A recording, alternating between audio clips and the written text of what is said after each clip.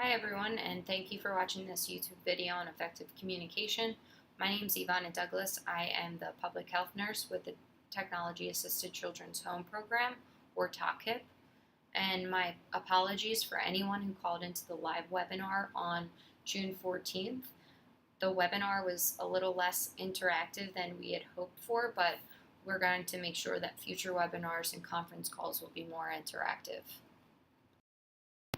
In this YouTube video, I'll briefly introduce the Technology Assisted Children's Home Program, or TACHIP, and then I'm going to discuss some of the key elements and strategies of effective communication. At the end of this video, I will highlight some of the key points that were made and share my contact information. We would like to learn what kinds of future trainings that families and nurses are interested in, so feel free to contact me with your thoughts. But for your convenience, we've provided short surveys for family members and nurses to complete. These surveys were designed to be less than 5 minutes, and you can find the links within the description of this video.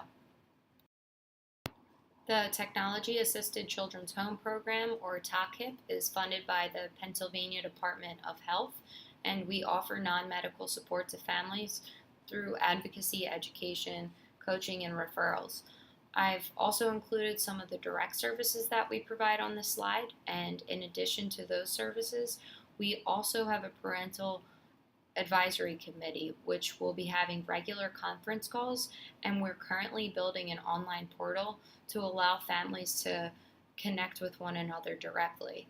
We also offer trainings for home health professionals, and these trainings can be one-on-one, in group settings, and through interactive webinars and conference calls.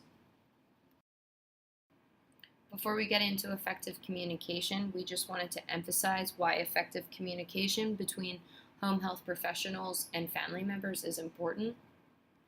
Ultimately, the practice of effective communication within the home can lead to better health outcomes for the child.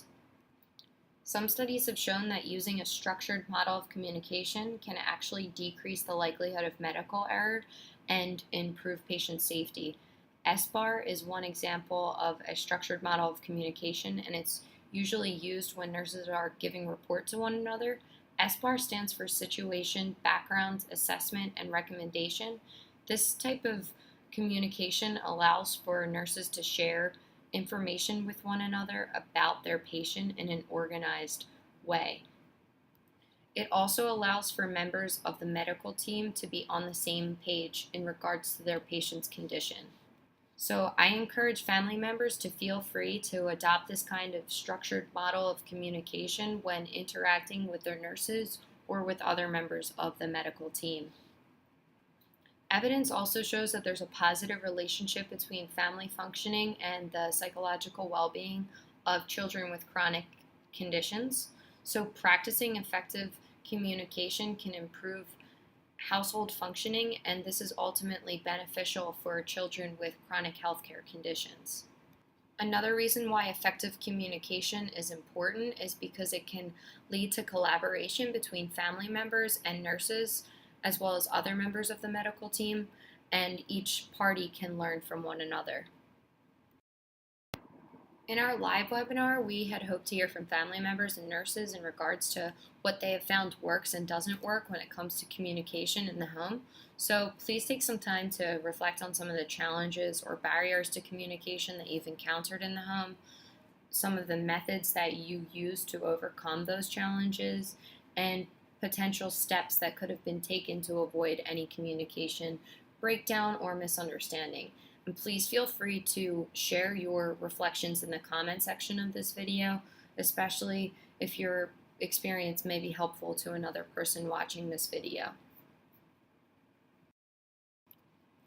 So here are some of the components that have been identified for effective communication. With these concepts in mind, it might be easier for you to strategically interact with family members or nurses. With openness in communication, we want to emphasize being non-judgmental and non-defensive when possible. Also being clear about the message that you're sending or receiving. Another component of effective communication is being aware of your own mood or state of mind, as well as the disposition or emotional state of other individuals. We also want to highlight the verbal and nonverbal components of communication, as they can really enhance or impede successful communication.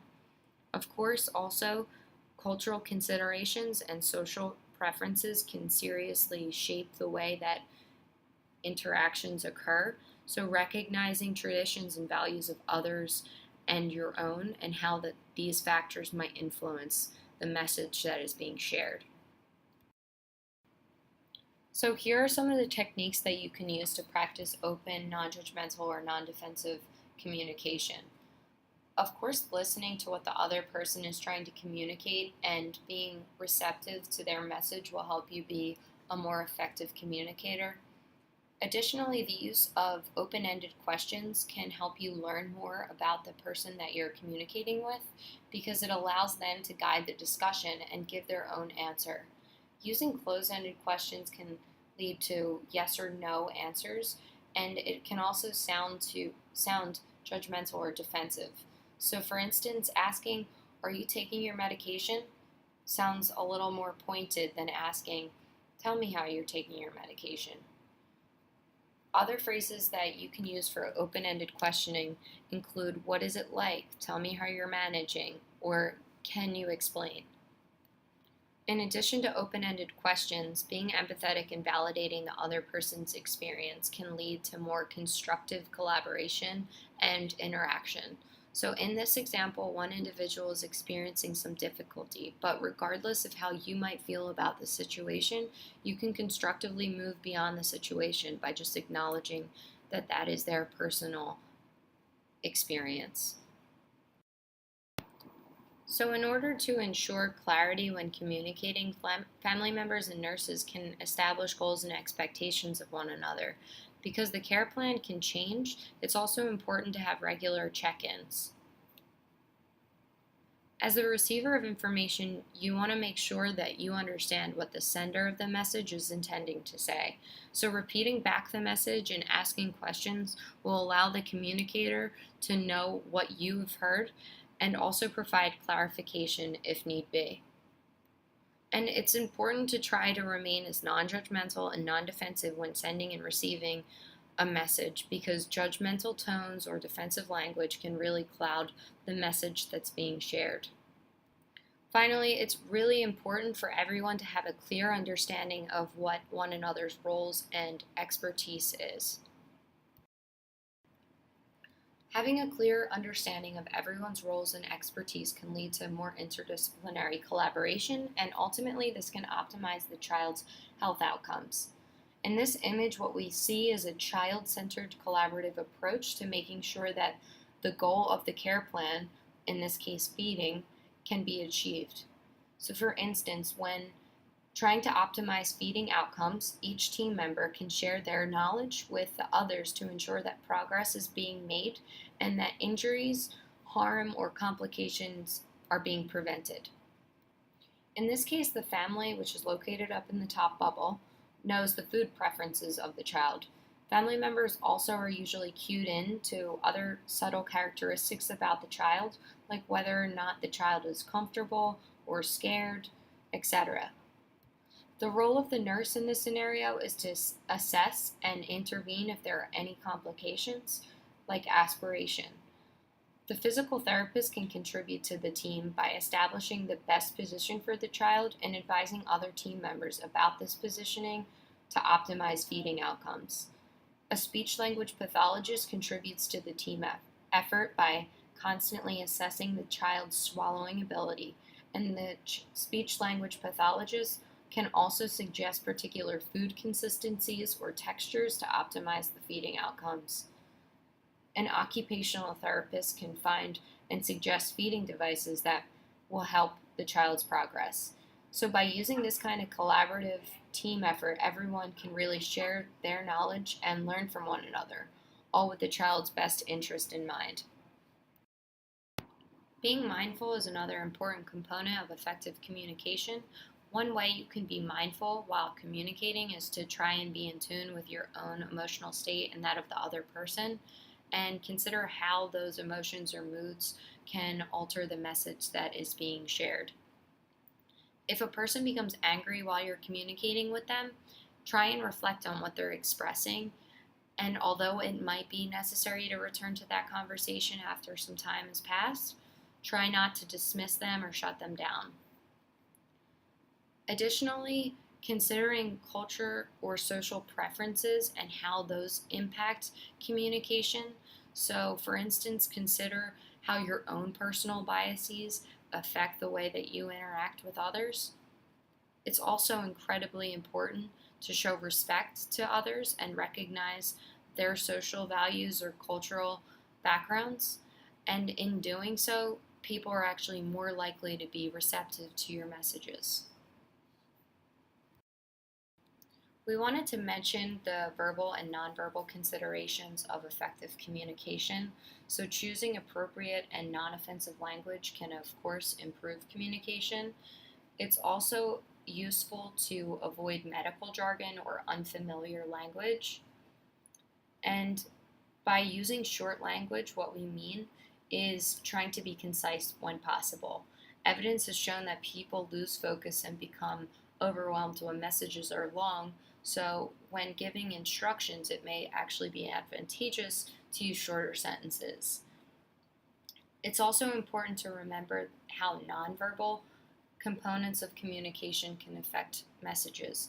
So, for instance, consider when you're speaking with someone.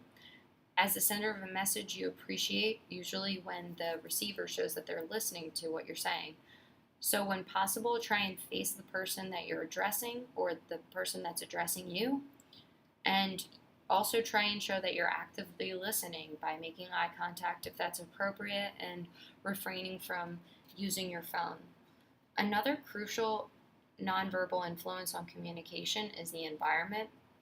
So think about how a message can be affected by your surroundings. If you have something sensitive to share, consider reducing the noise level or choosing a more private, less busy space.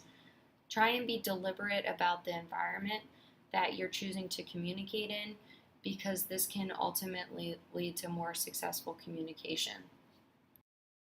So we wanted to conclude this video by emphasizing that effective communication within the home can ultimately lead to more optimal health outcomes for the child.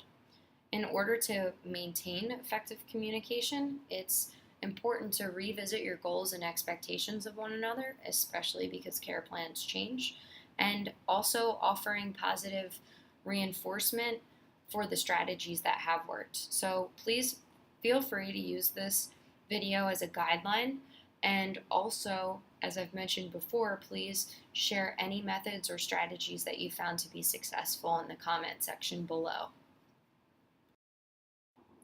So again, please feel free to share your thoughts, comments, and feedback in the surveys that we've provided within the description of this video. And we would especially appreciate family members and nurses' ideas for future trainings.